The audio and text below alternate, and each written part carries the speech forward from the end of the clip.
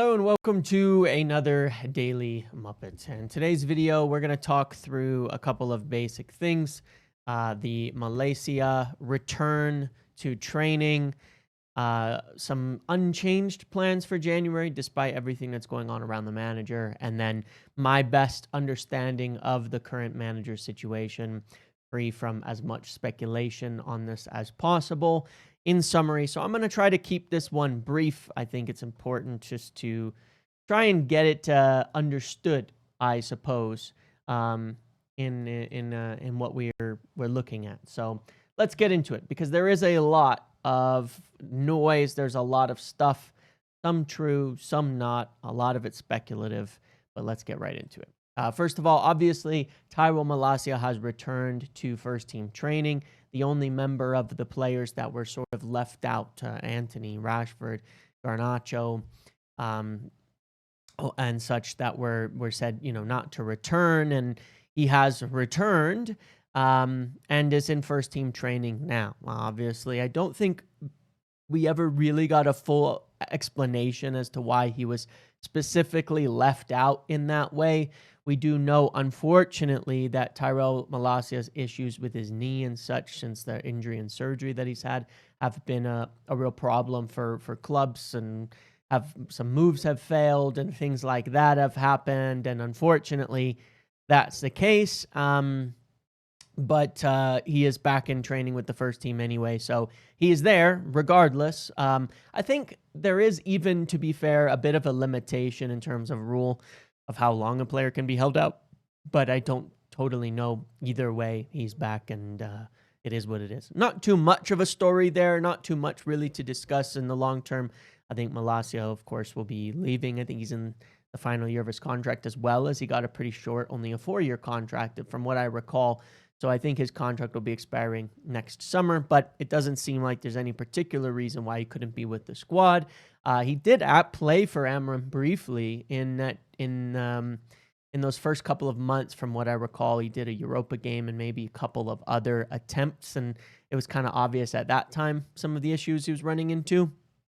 But he has played under Amorim before, so not totally surprising in that sense, and I guess we'll see if he's making it into any of the squads and things like that. But either way, expected to be short-term, and he will likely move on with his career, whether in January or at the end of the season.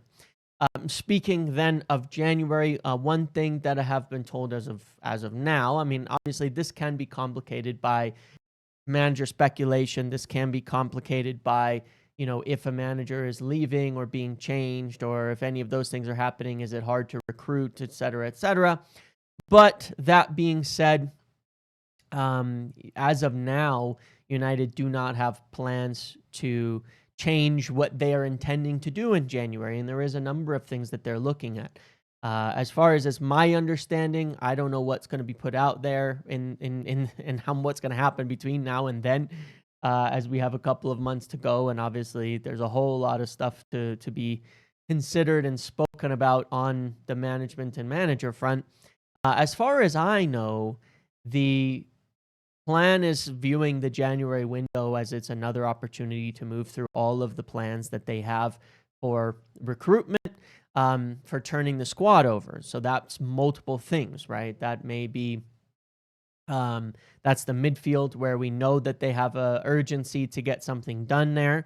It is definitely my understanding that a portion of understanding towards the struggles that we're having is put to the fact that they were not able to get that done, knowing that they had not finished turning the squad over and improving upon adding a midfielder when they very obviously wanted to add a top-level midfielder in Carlos Baleba, and that has been viewed as, to a degree, a mitigating factor in some of the consideration over United's struggles and under Amorim and all of that. So just something to think about. That position still one to be looked at. A wing back in the future, still something to be looked at. A center back, and potentially at least maybe one more type of forward as well. And we know that in the long term, potentially another goalkeeper. That is unlikely for January. They're not doing all of this, but any opportunities that could arise any one where they'll be looking at it and saying, yeah, that's someone we're looking at bringing in the long term. They'll be looking at seeing if it's possible to do it in January. We know the midfield being a big priority for that either way. Again, I really don't know what's going to happen as of today between now and January that could change this. But as of now, the idea is that the plans don't change there. I don't know if this is weighing into consideration on, we want to turn over the squad. We want to build the squad. If we're changing managers, if we have a caretaker, if we have something like that, it's going to be pretty hard to recruit. I don't know how that weighs into it. It might, and I can kind of discuss that in the next point as well. I discussed a lot of stuff on here in terms of the lives and things like that over the last few days, but I wanted to get it all down in a brief summary. So they're still looking at these midfielders and a few other positions as well for January. There could be more exits too. There definitely could be more exits. They do view it as a time when maybe they can make some moves there. There could be additional ones. We'll see who's playing and who's not. And again, based on manager and things like that, that can change when you're talking about exits. But there could be some additional exits in January as part of the continued turnover by that time. Players who are not featuring regularly and all of that as well that they're looking at may not be a part of the long-term plans by that point in time, so we shall see. On management, and this is where I wanted to kind of discuss things first in terms of what are management doing? The people above Ruben Amorim doing right now? What are they considering? What are their thoughts before we talk about what he has to do and before we talk about if there are any names in terms of recruitment? And I want to run through this in a proper process of thought and consideration. Number one, it is my understanding the people above Ruben Amorim are looking at it on two different fronts. On the one hand, they're looking at how could Ruben Amorim turn this around. There has been a lot of analysis and a lot of look at data and things like that. And there are things they look at that suggest that things can turn around, that things can fix, that things can get better, that the results can swing in their favor, and that there are a lot of good things to point to that may make it worth persisting. However, there on that front, one of the analysis points and some of the things that have been discussed are, one, what are they focusing on in training and things like that perhaps are not improving things the right way or perhaps changing too much on a week-to-week basis, including the idea of perhaps too much preparation for opposition, where they go into games thinking way too much about what the opposition is going to try to do, and then a lot of choices are being made personnel-wise and things like that in line with that consideration, rather than simply trying to insist and insert the way that United want to play and just work on continuing to improve their games. This may simply be happening a bit due to the pressure of the thing. Why go into Brentford spending all week prepping for how to play against Brentford when they're a low possession team? Just go and try and win the game yourself and do the way that you want to do things. But it's sort of like that fear of losing, the fear of, conceding to what they want to do, then results in actually making more mistakes in the direction of that team. And so that's one of the things that's been considered and discussed. And there's been plenty of discussions between Amorim and Wilcox and people about, what's happening on that front and to potentially evolve it and what mistakes might be being made. In addition, there's certainly been evaluation over personnel, over taking a look at outside of Ruben Amorim, from analytics, from Wilcox, from others, what is the right setup for this team? If you operate still within Amorim's ideas, his system, his this, his that, because they don't genuinely think that's the problem, how is it being deployed that is being so ineffective or is resulting in the reasons that United are not winning games? Could those problems that are messing United up be solved while still improving upon the areas they do see improvement on? And certainly there are some suggestions there in terms of, hey, these are what we see as on the outside, the data on this is who, these are the players that should be playing. These are the right people. This is the right matchup of things to actually and where they should be to actually utilize their best strengths and cover up their weaknesses and have the best cohesion between the team.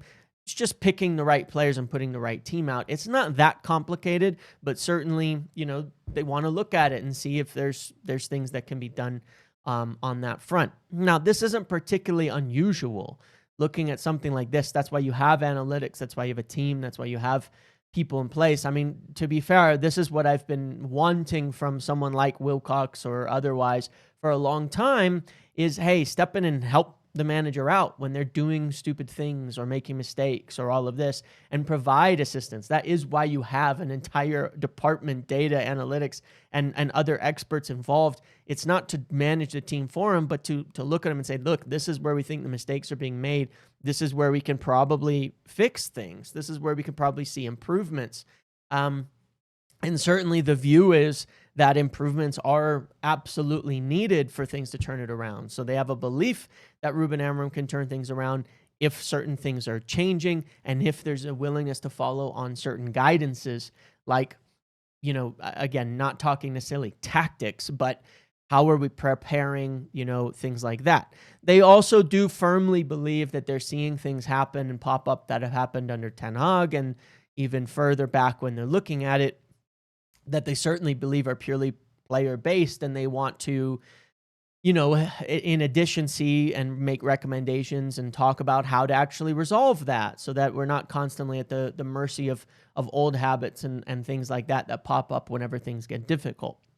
At the same time as doing that, because they want to turn things around, there are certain sort of preparations underway should they want to change managers. Should it come down to a point where they're saying, well, yeah, we're not seeing that this is going to change, we need to make a change. They want to be somewhat ready for that. They don't, that again, we'll get to the names in a second here, but basically, certainly from the ownership and the top level, there's pressure to win. And there's an understanding with Ruben Amorim, and there's an attempt and a want to work with Ruben Amorim.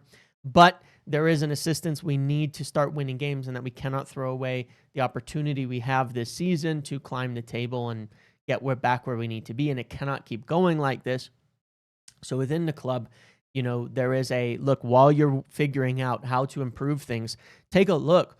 What is there a better way with the squad that we have, with the players that we have? What would be the, and with the principles we still want as a club in terms of how we play football, right? We want to be possession, pressing, et cetera, et cetera. Combining those factors, take a look now again and say, is there a different system? Is there another system? Is there another way of playing that would fit? And from there, would there be managers that we could get that would fit that? One of the considerations under here from management is that, again, a caretaker may not be something they really would want to do, because a lot of info suggests that ultimately that's rather pointless. It's hard to recruit with a caretaker manager, and it doesn't necessarily do much for teaching the players and providing the right atmosphere that you need in that respect if they cannot be permanent. So part of it will be those kinds of considerations coming into play of like, cool, we have this team, we have this players, we're mid this turnover, we know who we want next.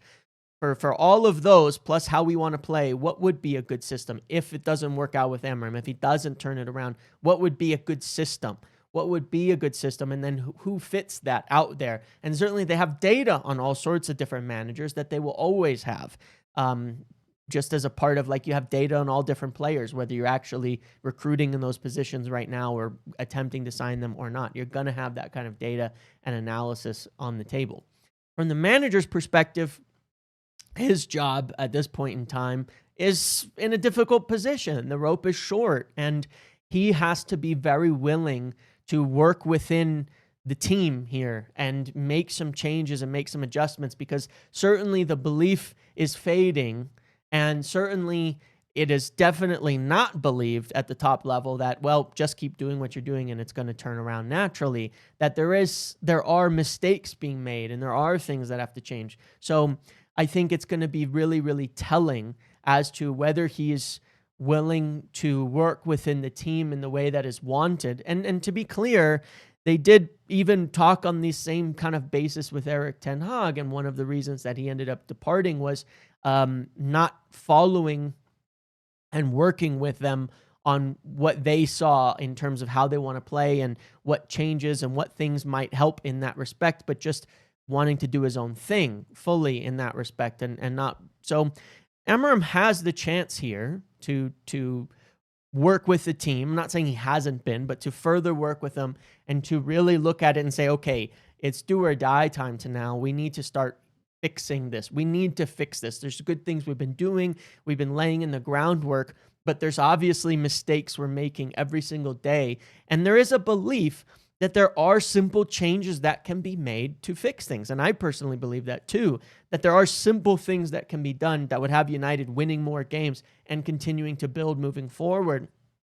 And he's going to have to be willing to do those things. Again, it's not even about changing his system so much as how it's deployed, how the players are selected, and putting people in the right positions and strengths and things like that. And there are advice being given on that. There is advice being given on this. So from his perspective, that's what he's got to be willing to do in order to keep that kind of job. It's confusing because you can kind of take it as like it's not it's not like one game and you're out, or one game and it's all good, or something like that. Because once you get to that point, it's not even like that. It's hard to describe the situation in that respect, but because it can easily be taken as something like that. Well, it's one game or you're out. The point more is that they're going to want to see that there are actual improvements being made in certain areas, which can be done. Simple, common sense things that should result in improvements on the pitch and results to continue moving forward. Obviously, we're kind of up against it, and there's an international break, and there's always the chance that, doesn't do those things against Sunderland, and they just say, all right, well, we don't see why this would change, and the pressure's on. It's time to make that change during the break. Not saying that's what's going to happen, but you have to think of it as like there's no hard lines, but if he does the things that with them that they think could turn things around and we can get a result, then, and there's a willingness to keep doing that, then that will give more time to continue working in that direction. It's more like we think it can turn around if the right things are being done. So if we see the right things being done, then that gives us time. But if we don't see the right things being done, then we might just pull the plug immediately. So it's not a game by game or one game. It's more a process. But from the manager's perspective, he's got to think about it that way. It's like that's what he's got to do to improve things and get United winning games. And so I think it'll be really telling what happens on Saturday on that front. Not just like the result, but how we play. If there are actual changes to the squad instead of doing the same thing over and over and over and over again and hoping it's suddenly going to work better and all of that. Even if there's no changes, but we happen to squeeze out a win, that probably doesn't change much in terms of the thinking. So I guess we'll see on that front. And then speaking of names and all of that, look, there's obviously names, again, similar to scouting lists and things like that United are always aware of. But at the moment, probably, I would imagine this will be done either way during the international break. I would not suggest that there are any sort of like, we've decided these are the guys we want. But it's more like, we've got all these names to look at, that we've got all these names, we've got the data on, we've got all of that. We're evaluating the squad, we're evaluating Amorim, we're evaluating these things, and we'll see if we're going to make that, who would fit best, can we go get him? So I still think it's very presumptuous based on everything I'm hearing to get into names as of today and say that that this is what we're going to do. That these are the guys and this is the person and this is that. There's a lot of people floating names out there. There's a lot of managers putting their names in the hat. This tends to happen when, the Sharks are kind of circling at United and the pressure's on the manager and people kind of know that, sure, a change could be coming. And when that happens, there's a lot of names keep putting their names forward, because it's no matter where we're at, it does you well as a manager to have your name be talked about a lot. And have your name be considered by Manchester United. It does a lot for your reputation and all of that to be considered on that basis. It certainly does. So some of that is what's going on there. So it's still a bit presumptuous, though, to get into names. And I'm not going to at this point in time. I have my own ideas of like who I think would be best that I've talked about. But right now, yeah, guys like Glasner. Have they decided to go for someone like Glasner? Held talks with him? No, absolutely not. Is he there like, yes, we're going to get him? No. Are there people who've watched Glasner? Are there people who like Glasner? Yeah, just like there are with Iraola, or there might be with Xavi, or there might be with this person. But that doesn't mean that they've come together as a team and said, hey, these are the names we're actually going for yet. There are people who like different ones, and there's data on all sorts of them. But that process is not actually come together yet. Doesn't mean it has to take long, because they do have a lot of information and they're doing certain evaluations, but that hasn't happened as of yet. So there's a lot of noise, a lot of mess at the moment, and I don't know. We'll see what happens. I mean, let's see what happens after this weekend, really. I think that'll be really, really telling as we go into the international break, more specifically where we are at as of now, and if a change is going to be made, then I think we'll start to know a bit more at that time, because it hasn't been decided yet. So that's really it. There's two routes here. How can we fix things with Ruben Amorim? These are what we think we can do. This is what should be done. That route is being addressed and worked on, and is still something that there's belief within the club can happen. Then there's the alternative of, well, and from his side, he's got to be on board with that and really make something happen here. And then there's, and in some instances, be very brave. And the alternative to that is, of course, I can say definitely there's a want now to be prepared. If it doesn't work out, what do we do next? And I think it would be more in line with a permanent manager, but then it's an unknown. If a permanent manager, if they cannot get the people that they want, will that buy him or more time? Right now, I don't know. But there's a lot of moving parts still at the moment, because it's so early in the season, and it's like, it's messy. But it's not particularly unusual. We'll just have to see what the next few days bring. I think Sunderland is going to be really, really telling on that front as to his position moving forward.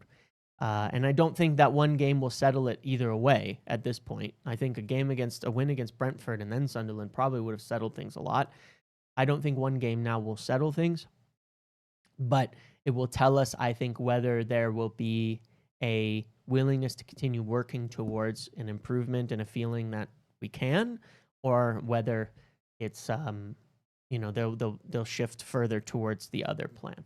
So here we are again. There we go. Thanks for watching. Make sure to like, comment, subscribe, turn notifications on, and I will catch you all in the next video. Thank you.